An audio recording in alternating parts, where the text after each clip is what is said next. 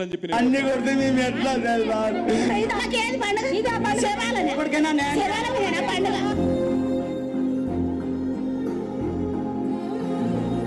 అయ్యా రేవంత్ రెడ్డి గారు మీకు ఓటేసి కల్పించినందుకు మాకు శిక్ష చేస్తారా? మాకు చెప్పండి అయ్యా,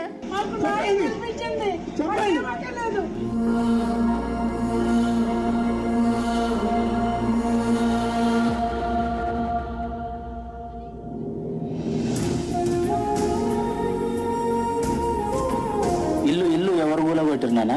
రేవంత్ సార్ కూలగొట్టారు.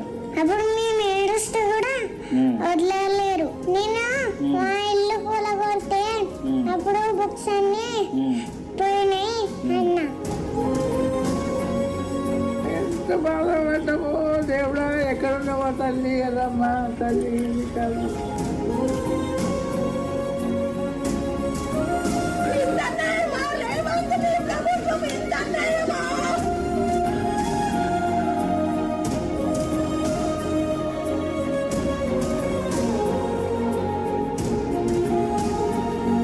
केसीआर साहब घर दिए गरीबों को चाबियां दिए।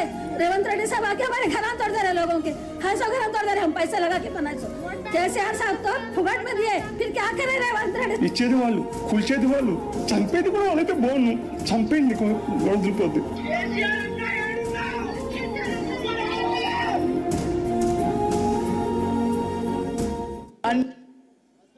ఇది ఒక్క హైదరాబాద్లో ఒక్క బస్తీ కాదు, ఇలా అన్ని బస్తీలకు కూడా నేను ఒకటే విజ్ఞప్తి చేస్తూ ఉన్నా.